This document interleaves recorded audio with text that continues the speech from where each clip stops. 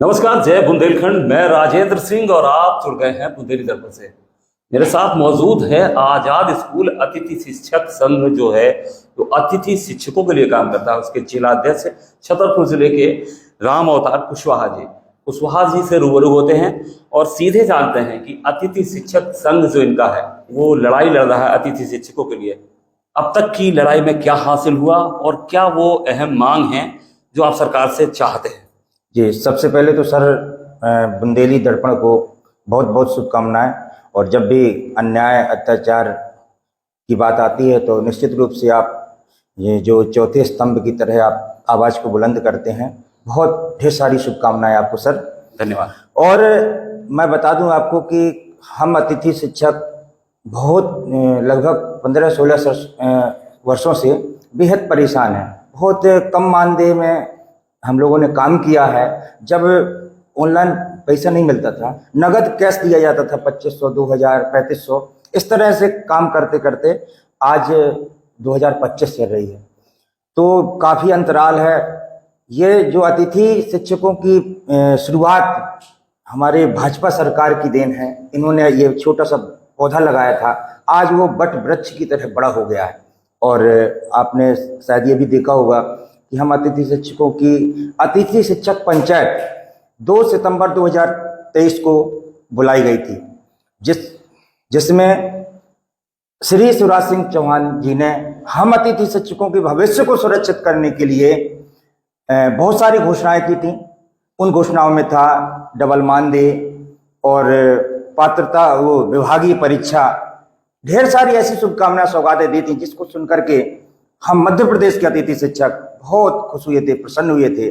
और यहाँ तक कहा था शिवराज सिंह चौहान जी ने, भाजपा के शीर्ष नेतृत्व ने ये कहा था कि अतिथि शिक्षक आप लोगों के लिए हम महापंचायत बुलाई है, आपके भविष्य को सुरक्षित करने के लिए बातें कही हैं, आप हमें मत भूलना।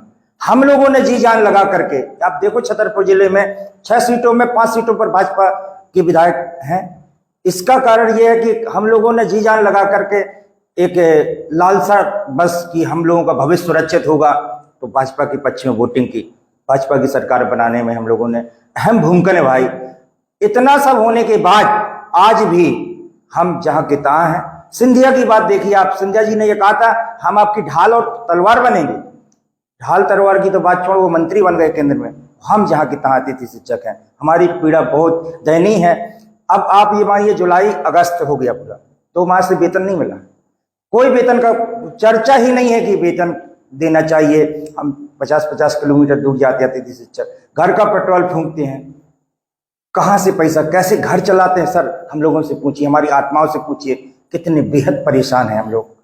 और ये मानो आप सर कि जैसे 17-18 वर्ष हो गए, बहुत सारे पुराने अतिथि शिक्षक हैं जिन्होंने काम किया। सरकार ये कहती है कि आप लोग किसी काम के नहीं।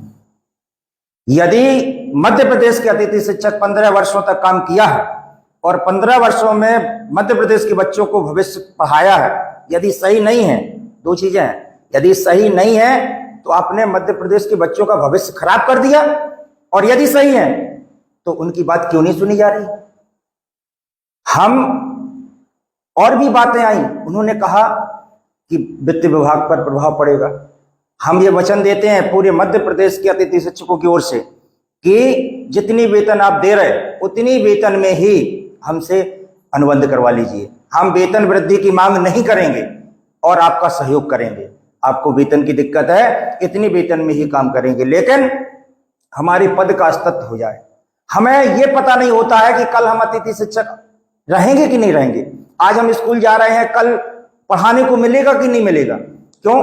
क्योंकि नियमित शिक्षक भर्ती, ट्रांसफर, प्रमोशन, उच्च पद प्रभार, ऐसी बहुत सारी चीजें हैं जिसके कारण रेगुलर शिक्षक आते हैं और अतिथि शिक्षक को हटना पड़ता है। तो ये कौन सी व्यवस्था है भैया। आप लोग कह दो कि पद नहीं है। 80 भाई साहब 1 लाख अतिथि शिक्षक है मध्य प्रदेश के अंदर, 1 लाख पद खाली। भाई खाली है तब तो अतिथि शिक्षक भर्ती है ना। सभी के संज्ञान में है कि अतिथि शिक्षक मध्य प्रदेश में है। दूसरी बात, मध्य प्रदेश क्या भारत से अलग है? भारत में छत्तीसगढ़ भी है, भारत में राजस्थान भी है, भारत में हरियाणा भी है, यहां भी अतिथि व्यवस्था है। वहां की सरकारों ने, कोई दूसरी सरकार नहीं है, भाजपा की ही सरकार है, और वहां की सरकारों ने अतिथि शिक्षकों को भविष्य को सुरक्षित किया है। उनका 12 माह का सेवा काल किया, उनको हटाया नहीं जा सकता है। हम आग्रह करते हैं सरकार से कि यदि आपको लगता है कि हम आपकी जो शिक्षण व्यवस्थाएं की प्रक्रियाएं हैं, जो पास नहीं है या डीएड बीएड नहीं किया, कई विसंगतियां हैं, उनको हटाओ मत।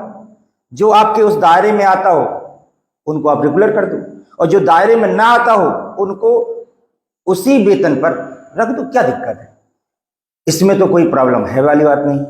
तो ये सरकार से हम आग्रह करेंगे कि सरकार हम अतिथि शिक्षकों की बात को सुने। आपने बीते दिनों भी बड़े आंदोलन किए, भोपाल में भी आपके बहुत सारे अतिथि शिक्षक संघ के जो आपके साथी थे वो गए थे, लेकिन वहाँ आपके प्रोटेस्ट को किस तरह से ट्रीट किया गया था, लठ भी बरसाए गए थे पुलिस। आपको भी वीडियो वायरल हुए थे घायल अवस्था में, आप बताते हुए कि अपनी पीड़ा, क्या कहेंगे? जी भाई साहब, ये पिछले 2024 की बात है, और भोपाल के अंबेडकर पार्क में हम लोग प्रोटेस्ट कर रहे थे। यही सब कर रहे थे कि 1 साल हो गया है, 1 साल में आपने जो घोषणाएं की थी उनमें डबल वेतन माह तो कर दिया है, इसमें कोई संदेह नहीं है। आपने वेतन बढ़ा दिया है, डबल कर दिया है, लेकिन उसी टाइम उसी समय जो और मांगे थी, जैसे विभागीय परीक्षा, एक मांग को आप पूरा कर रहे हैं, दूसरी मांग को आप पता नहीं चल रहा है कि दूसरी मांग कब पूरी होगी। उसी टाइम की बात है, 2 सितंबर 2023 की ही बात है। शिवराज सिंह चौहान जी ने कहा था कि वेतन डबल किया जाएगा, डबल हो गया, उसमें कोई दिक्कत नहीं। उन्होंने ये कहा था 12 माह का अनुबंध करेंगे, आज तक नहीं किया। उन्होंने कहा था विभागीय परीक्षा लेंगे गुरुजी की तरह, आज तक नहीं हुआ। तो हम कहां तक सब्र करें? मैं आदरणीय सरकार से कहना चाहता हूं कि शिक्षक के सब्र का इम्तिहान मत लें, क्योंकि शिक्षक जब जो अपने पर आ जाएगा तो निश्चित रूप से। अच्छा, लठ क्यों बरसाए गए थे? उग्र हो गए थे आप लोग, या कहीं ना कहीं सरकारी नियमों का उल्लंघन कर रहे थे? नहीं, बिल्कुल भाई साहब, उल्लंघन नहीं हो रहा था। हम शांतिपूर्वक आंदोलन कर रहे थे, और जो है वहां पर लगभग शाम को 7 बजे के लगभग सब कुछ सही था। ऐसा विश्वास हो गया था कि हम लोगों के साथ ऐसा दुराचार नहीं होगा, लेकिन अचानक पुलिस का एक फोर्स आता है। कई महिलाएं भजन कीर्तन कर रही थी, हम लोग भजन संध्या में मस्त थे, कोई कहीं था कोई का, मतलब वो प्रोटेस्ट ना कहो, वो शाम को समापन के टाइम में या लास्ट टाइम में हम लोग विश्राम अवस्था में आराम से बैठे थे, कोई इस तरह की गतिविधि नहीं कर रहे थे। अच्छा, शिक्षक हैं हम लोग, शिक्षक होने के नाते तो ये सोच भी नहीं सकते कि कुछ ऐसा कुछ करेंगे। क्यों करेंगे भाई? सरकार अपनी है, हम अपनी मांगे सरकार से रख रहे हैं, क्यों ऐसा करेंगे कुछ? बस अंतर ये था कि हम लोग कह रहे थे कि हमें शिक्षा मंत्री जी से, मुख्यमंत्री जी से मिलवा दीजिए, हम बात करना चाहते हैं। आखिर दिक्कत कहाँ हो रही? आपने जो कहा उनको, उन्हीं के आदेश करने को कह रहे हैं हम, और कुछ तो कह नहीं रहे। और पुलिस ने जो मारा, लाठीचार्ज किया, उसमें हमारी मातृशक्ति महिलाएं बहुत घायल हुई थी। आपने शायद फोटो में देखा होगा वायरल, बहुत अति क्रूरता से मारा। उसके बाद कभी आप लोगों ने डिमांड नहीं की वहाँ सरकार से या लोकल एडमिनिस्ट्रेशन से कि उन पुलिसकर्मियों पे कार्रवाई की जाए? क्योंकि इस तरीके से किसके आदेश पे ये चार्ज हुआ था आप लोगों? ये भाई साहब, आप लगभग ये देखें यदि कि शासन और प्रशासन दो पहलू होते हैं। बिना शासन की मर्जी से प्रशासन की कोई क्षमता नहीं होती है। ये निश्चित रूप से हम मानते हैं ऐसा कि शासन ने प्रशासन को अलर्ट किया होगा, और तभी प्रशासन ने कोई गतिविधि को अंजाम दिया, क्योंकि पूरा प्रशासन शासन के अधीन होता है। अभी एक बयान और आपका दिखा था, तो आप कहते नजर आ रहे थे कहीं प्रदर्शन के दौरान कि साहब अगर नहीं बढ़ा सकते, मांगे पूरी नहीं कर सकते, तो इस पद को ही खत्म कर दिया जाए। जी बिल्कुल, हम कह रहे हैं कि यदि आपसे व्यवस्था ये चलाई नहीं जा रही है अतिथि शिक्षकों की, तो अतिथि शिक्षक पद्धति को खत्म करिए ना, रेगुलर भर्ती करिए। हम लोग तैयार हैं। हम 50,000 लाखों मध्य प्रदेश की युवाओं ने अपना भविष्य खराब कर लिया। हम नहीं चाहते कि आने वाली पीढ़ियों का भविष्य खराब हो, हम कतई नहीं चाहते। इसलिए हम ये कह रहे हैं कि हमने कर लिया, कोई दिक्कत नहीं है। अभी भी यदि सरकार चाहे तो हम चाहते हैं, सरकार चाहे ना चाहे, कि हम मध्य प्रदेश के युवाओं का भविष्य खराब नहीं होने देंगे।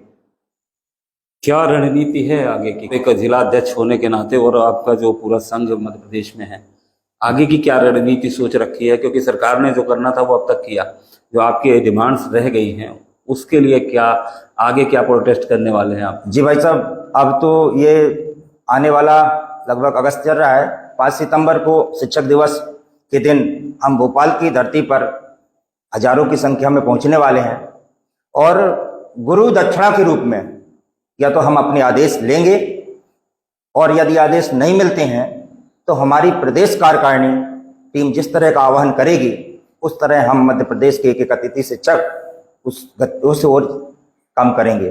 गुरु दक्षिणा की जगह कहीं पुलिस के वो डंडे फिर न मिलने लगे? जी भाई साहब, ये भी बात सही कह रहे हैं आप, क्योंकि पिछली बार भी ऐसा ही हुआ था। तो हम तो गुरु दक्षिणा में अपने आदेश मांगने जाएंगे। यह निश्चित हो चुका है कि मध्य प्रदेश से पूरे लगभग सभी अतिथि शिक्षक भोपाल जाने वाले हैं और शिक्षक दिवस भोपाल की धरती पर मनाएंगे।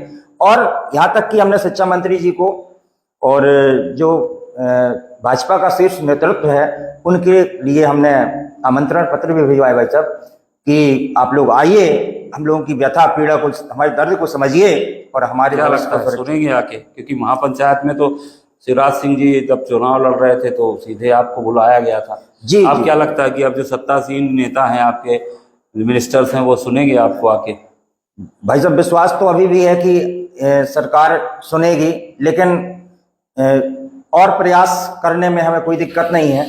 हम एक बार और प्रयास करते हैं कि यदि अपने लोग सुन लें तो अच्छी बात है और यदि अपने ही ना सुनेंगे तो हम दर्द किसको सुनाएंगे। लगभग 1 लाख अतिथि शिक्षक हैं आपने बताया। जी भाई साहब, वित्तीय ढांचे पर कितना असर पड़ेगा अगर इनको रेगुलर किया जाए, नियमितीकरण किया जाए? हालांकि आपने कहा कि हम लिख के देने को तैयार हैं, लेकिन ऐसा क्या संभव है?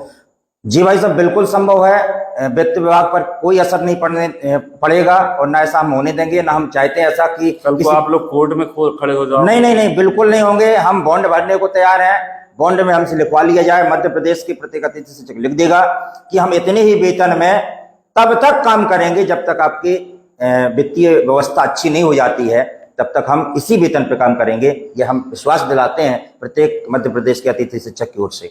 चलिए, बहुत बहुत धन्यवाद। राम कुमार कुशवाहा जी आजाद स्कूल अतिथि शिक्षक संघ के अध्यक्ष हैं और तमाम तरह के जो प्रोटेस्ट किए गए हैं अतिथि शिक्षकों के हक के लिए, उस लड़ाई में हमेशा छतरपुर जिले के ये अध्यक्ष अग्रणी रहते हैं और आगे भी जो रणनीति है वो सीधे सरकार को मैसेज देने वाली है कि जो वादे आपने किए थे वो निभाने तो पड़ेंगे, मांगना उनका हक है और वो मांग करते रहेंगे। फिलहाल के लिए इतना ही, फिर मिलेंगे किसी और शख्सियत के साथ। दीजिए मुझे और मेरी पूरी टीम को इजाज़त। नमस्कार।